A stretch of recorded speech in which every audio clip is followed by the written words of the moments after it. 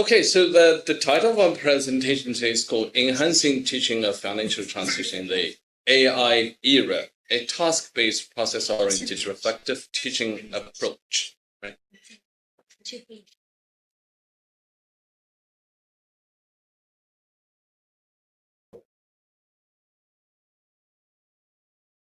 Okay. The keywords here, as you can see, are financial translation, but actually it can be any kind of translation or any kind of translation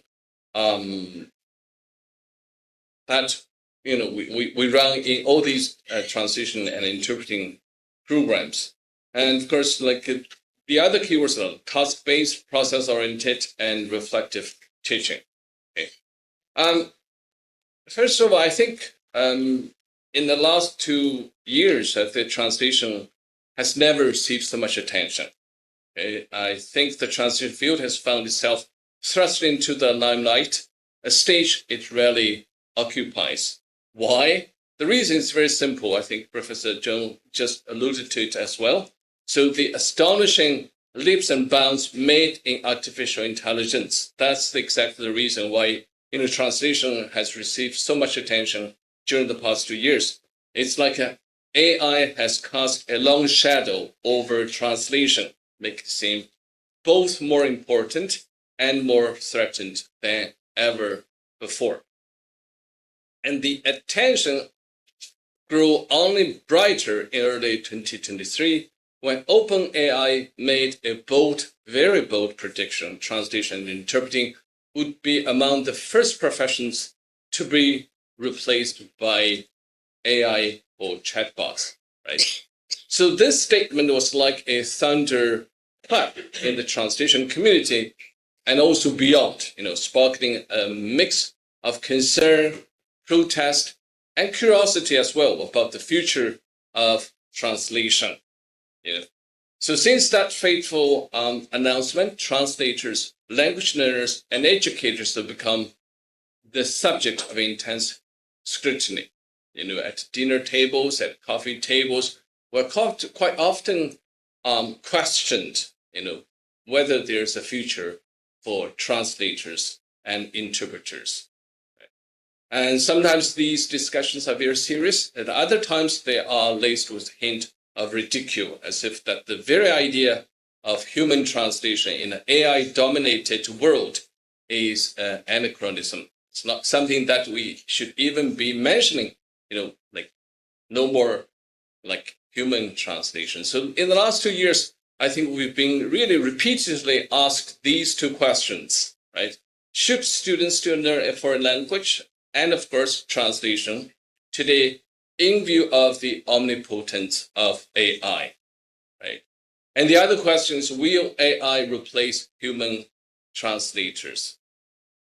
I think after 2 years, I think most of us were still debating, and some are more optimistic, others are probably less optimistic. However, I think most of us would agree with these a few statements. First of all, I would say the number of professional translators is likely to see a significant drop, right?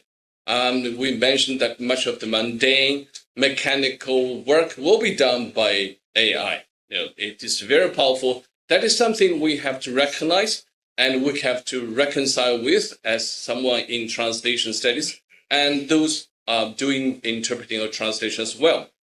So, and because of that, the need for professional translators and interpreters will decrease. Okay.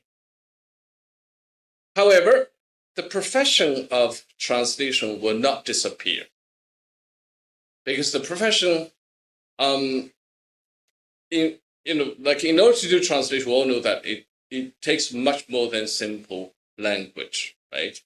So despite the advancements of AI, human intervention remains crucial in the translation process.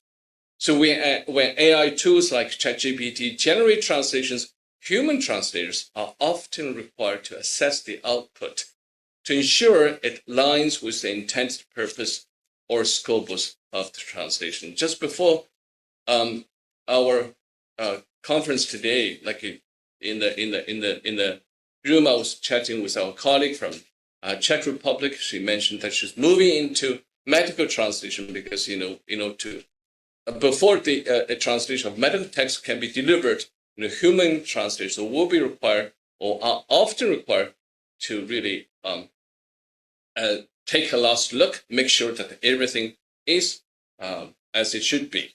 Right? So if the AI generated translation does not meet the necessary standards, which is common in practice today, the human translator steps in to refine the translation. And this involves correcting errors, adjusting for cultural appropriateness, fine-tuning expressions, and revising translations of culture-specific items. Translators may also add notes to alert clients or users about potential issues in the source text. So human involvement is also frequently necessary during the initial stages of translation production by AI. On other occasions, I illustrated with examples of how I worked as a translator and a translation studies scholar, worked with ChatGPT in generating translations. So we can see that in the entire process, we work together with AI. So those who have worked with AI translation models can attest to the fact that despite their capabilities, AI has its limitations and can sometimes be constrained by the data it was trained on, right? So in such cases, human translators must step in to guide the AI out of its predicament. And of course, once it's out of the quandary, the ChatGPT, AI become extremely powerful again. So ultimately, it's a human translator who makes the final call on whether the translation is ready for delivery, right? So the collaborative approach between AI and human translators is becoming increasingly common and highlights the continued importance of human expertise in the field of translation. So the last statement, that is the practice of translation. As I said, like the need for professional translators will drop, but translation as a profession will stay. However, we also recognize that the practice of translation will be reshaped and transformed. So the new form of translation practice today and in the future will have these three keywords built in it. One is AI assisted or even AI based. The second keyword is human led, because humans will be there to evaluate a translation produced by the machine, to post-edit the text if necessary, to correct the errors, right? And even to direct the machine when it got stuck somehow because of the limitation of the data it was trained on, right? And even eventually, humans are there to make the decision on whether the translated text is ready to be delivered. And of course, the third keyword is interactive, right? We've spoken a lot on the interaction between ChatGPT or large language models and human translators, right? And because of that, as I said, it's going to be AI assisted or AI based, but human led, right? Translation. So to be able to evaluate, to assess, to post edit, to correct, to revise, and also ultimately make the decision, we as human translators must be, in a sense, except probably efficiency, be better than the machines, because we are to lead, right? So the answer to the two questions we've been asked so many times, whether we still need to learn another language, whether we should, still learn translation. So the answer is obviously yes, right? Yes to both questions. And I think we need to learn a foreign language. We need to have better language competence. We are to learn translation, and we also have to have stronger translation competence. So I think that's the something that we need to bear in mind when AI is everywhere. why AI is at every dinner table, at every coffee table. So stronger language competence, stronger translation competence, and of course, AI-based or assisted translation competence as well. Right. So we often speak about, like in the Chinese context, we say enhancement and innovation, 叫守正创新, right? So we speak of AI, so I'm talking about EI, that's enhancement and innovation. So how do we ensure that students develop stronger language and translation competence? That is something we need to work on as well, right? We are talking about how, 比如说我们讲复合型人才的培养，我们今天 when we talk about translation, we talk about how translation can be combined with another or disciplines, right? To prepare our students better for the job market and for the future. 所以我们经常讲说守正创新。我觉得今天可能我跟大家谈的更多的还是在守正这一块。So really, how do we enhance translation training, translation education to really help our students develop stronger translation competence? So for that purpose, I believe that socio-constructive process-oriented reflective teaching and learning of translation is the key. So what is constructivism? I think people construct their own beliefs, that people construct their own understanding and knowledge of the world through experiencing things and reflecting on those experiences. When we encounter something new, we have to reconcile it with our previous ideas and experience, maybe changing what we believe and maybe discarding the new information as irrelevant. I think basically we construct knowledge, right, based on the stimuli we receive either through reading or through hearing, right, through touching, all kinds of sources. So in any case, we are active creators of our own knowledge. To do this, we must ask questions, we must explore, we must access what we know. And then a further step is called social constructivism. That's largely attributed to Vygotsky and Piaget, right?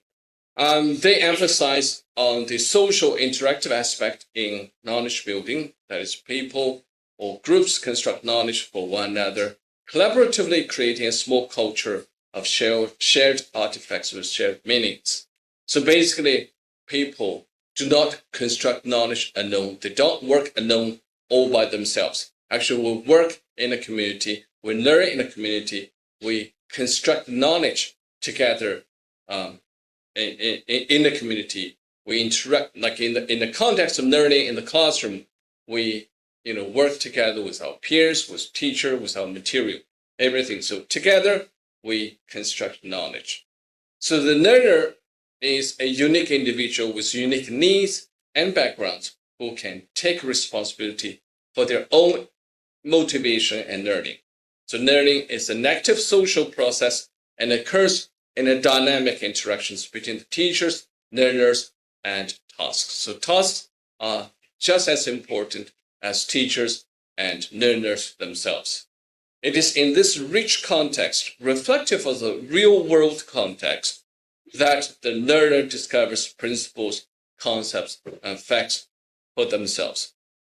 So through this discovery, they can deliver stronger language as well as translation competence. So the adoption of the social constructivist approach to financial translation or any kind of translation teaching entails necessarily a reconceptualization of learning, teaching, and the role of a learner, role of a teacher, and the role of curriculum. And I think we have seen, I believe many of us have seen this comparative sort of analysis of different roles taken by teachers and learners in different paradigms, right? In a teacher-centered teaching, you can see teacher dominates, takes up all these roles. But in a learner-centered, which is more a constructive or social-constructive approach to learning, that learners plays the major role, right? So I'm not going to read through these. I believe we're all aware that, for example, in learner-centered learning, the focus on the learner as well as the teacher, right? We're not forgetting about the teacher entirely, but we focus on both the learner and the teacher. Learners construct knowledge of their own through experiencing and reflection, right? You don't just like a receptacle, a parcel. Right? You're not just taking in any knowledge passed on to you through the teacher from the books, right? You construct the knowledge as a learner.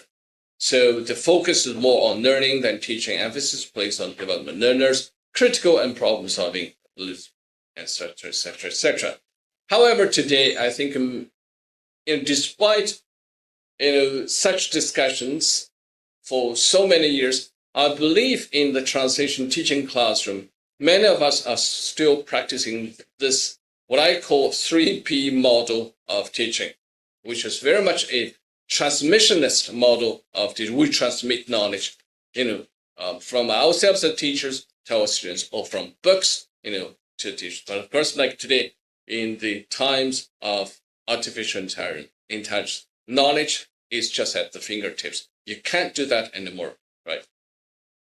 As I said, nevertheless, for all kinds of reasons, many of us teachers are still doing this, 3P model. I call it present, practice, and produce. The teacher presents the translation methods, techniques, for example, amplification, omission, substitution, shift of perspectives by way of examples, right? And then teacher gives students sentences or paragraphs to translate, to practice, right, translating, and applying the present methods and techniques.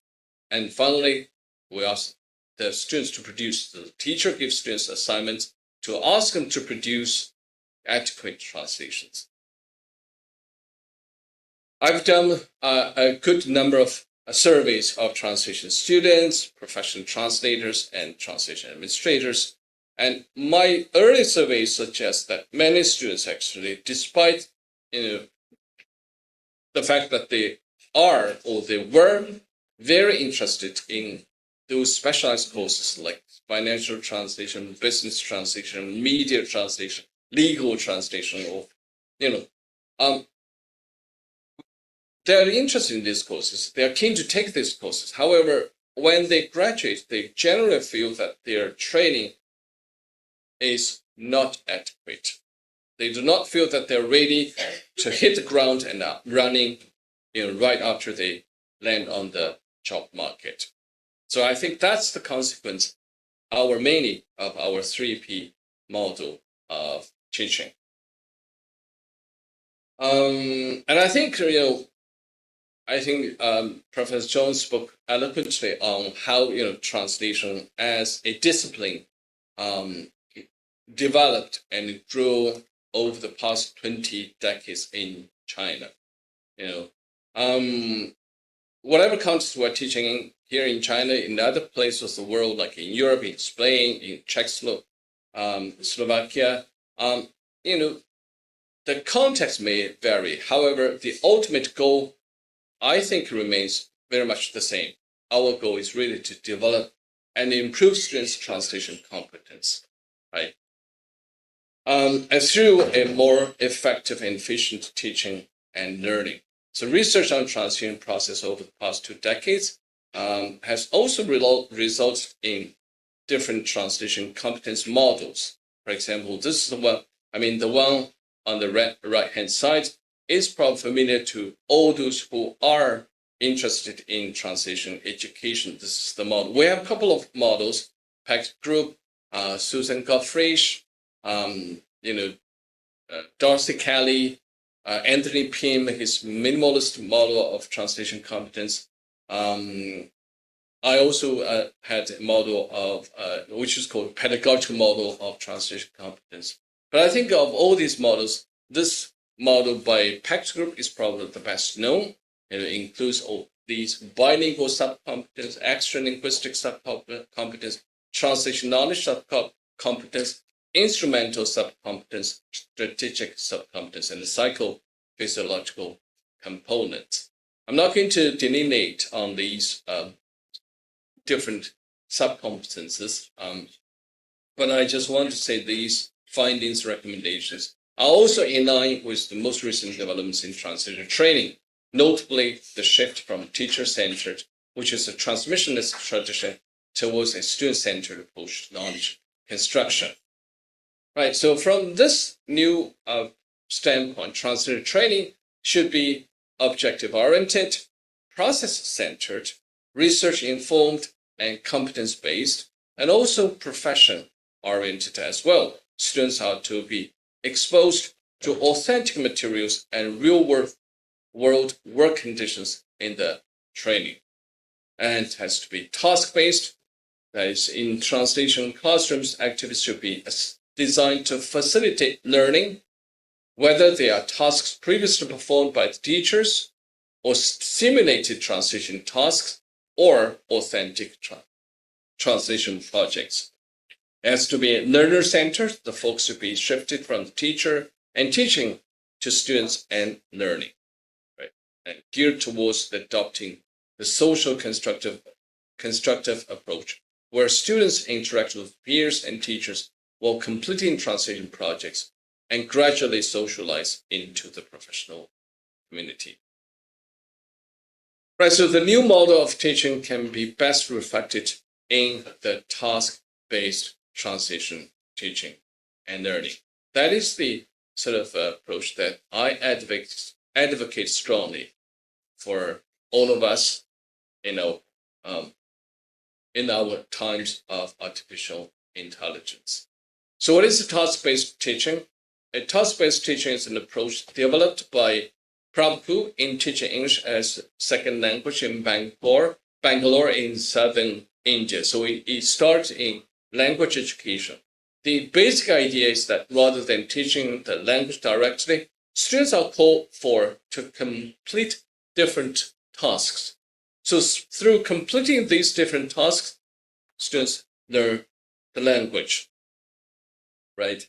So they are to do these tasks such as real-life authentic tasks, phoning a relative, seeing a doctor, buying a shirt, etc., etc., in the language that they are using. So as research shows that students learn the language more effectively, by doing or completing different language tasks.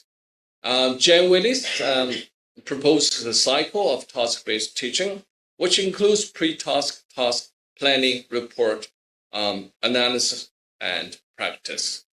So as you can see, in different stages, teachers and students have their roles to play. For example, in pre-task, the teacher introduces the topic and gives the students clear instructions on what they will have to do at task stage. This might also help them recall some words and phrases that may be useful for the task. And then the task cycle, which includes the task planning and reporting stages, again, have different roles for students and teachers to play. And the last stage, which is called language focus, including 2 stages, analysis and practice, assign different roles to teachers and students as well, right? But that's the model for language learning. When we adapt that model into translation teaching or teaching of financial or business translation, I think we need to make some changes as well. So when this model is adapted to teaching and translation in general and financial translation in particular, adjustments must be made. So we suggest that the task-based model for teaching translation should consider the following 6 stages: pre-task, task, reporting, analysis, revision, and reflection.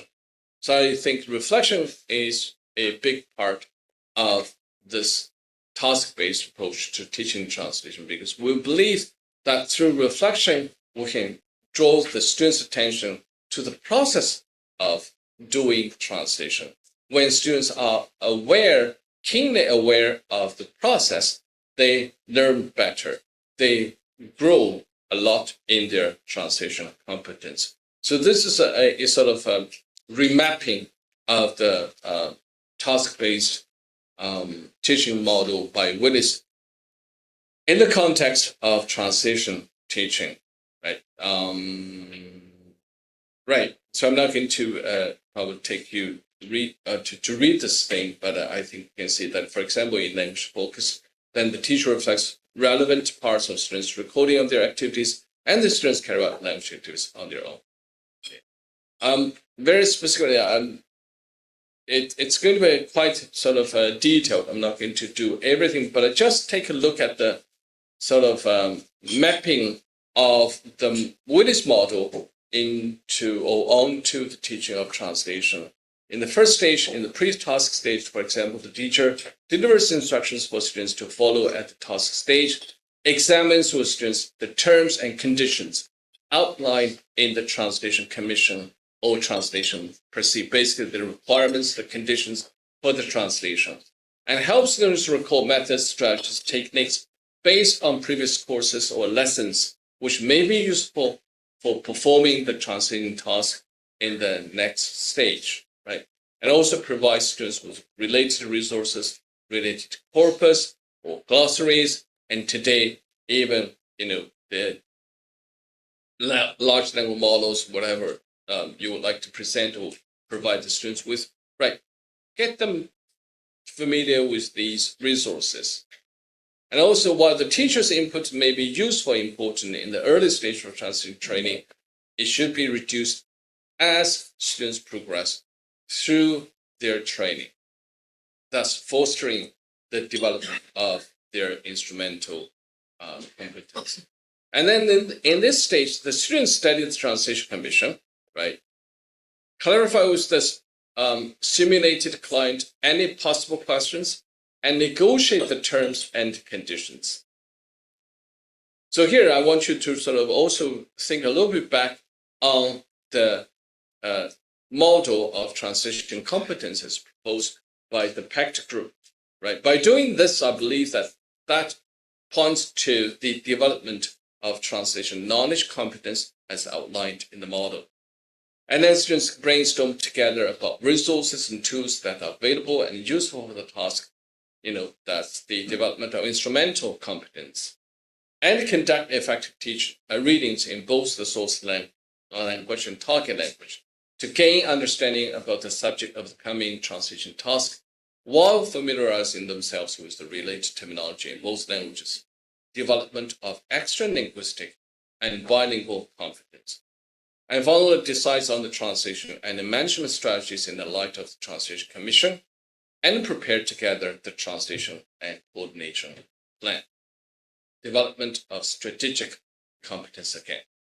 So I can go on, on and on, talking to you about all the roles for teachers and students one by one, but I don't want to bore you with all this. But I just want to say that we do have very specific and manageable steps and roles for teachers and students in all these different stages in the model of task-based teaching of financial or business translation. I want to talk to you about the reflection stage. So in this stage, the teacher reflects on the entire activity from pedagogical angle, right? Makes note of useful tips for future teaching. And the students reflect on aspects such as the management of the project, the execution of the translation plans, quality assurance, communication with the client, etc., etc., etc. And of course, this points to the development of translation knowledge competence. And also, students reflect on the translation problems and difficulties encountered in the translation and their corresponding coping strategies. Development of translation knowledge competence again, right? So I think in this model, you can see step 4, 5, 6 can be repeated more one or even two or even more rounds, right? That depends on the teaching time available and also the needs of the task and students, right? So it can be repeated over and over again, really depending on the resources and also the need. And I think what is particularly interesting here, useful here, is that we are able to match the activities in the classroom with the sub-competences outlined in the translation competence model. As I mentioned earlier, because I think regardless of the context, regardless of the language combinations, our ultimate goal of teaching translation is to help our students grow in their translation competence, right? And that's extremely important in this time of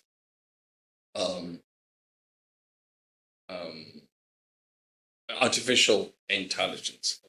And I think the advantages of adopting this task-based, process-oriented, reflective approach to translation teaching is that students are placed at the center of the learning, and they are to take responsibility and meanwhile ownership of their learning and their translation, and hence highly motivated. Right? And students will attend to translation process through group discussions and purposeful reflections. Right? By doing this, they also,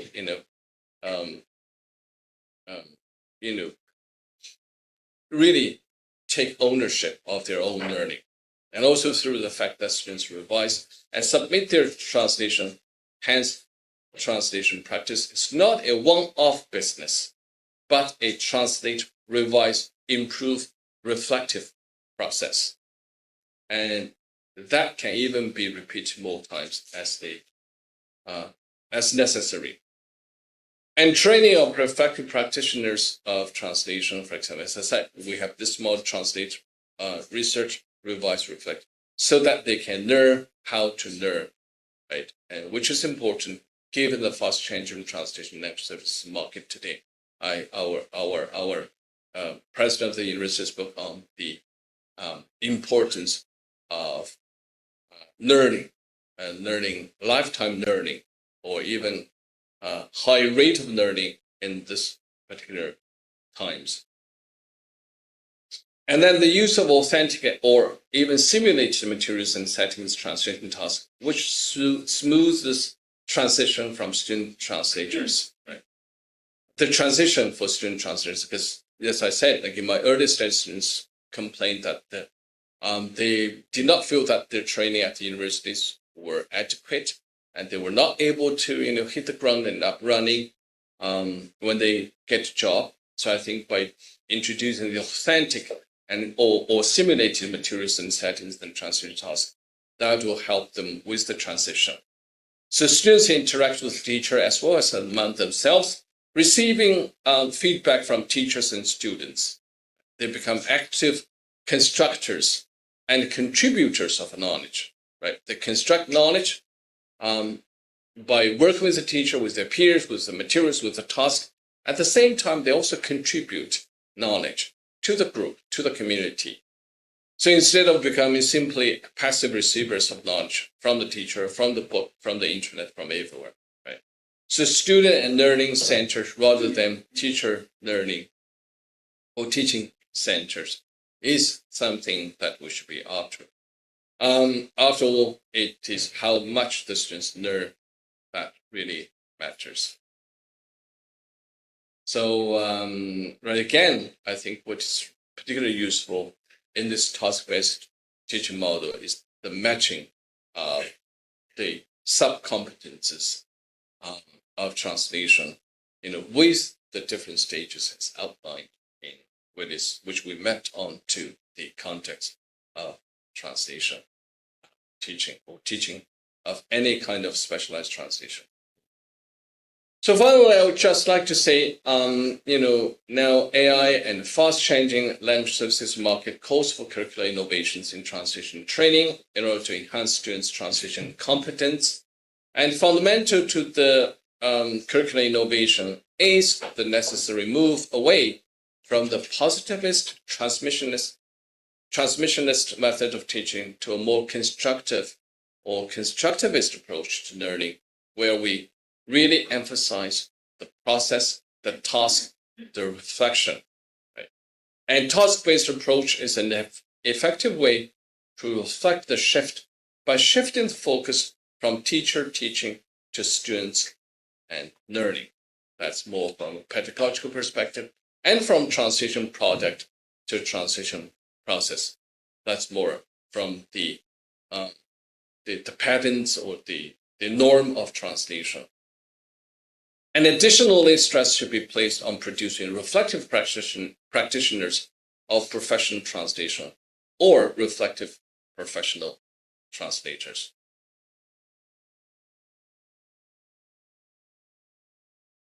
So I think, again, though, my sort of take-home message or takeaway message is the three key words: process, task, and reflection.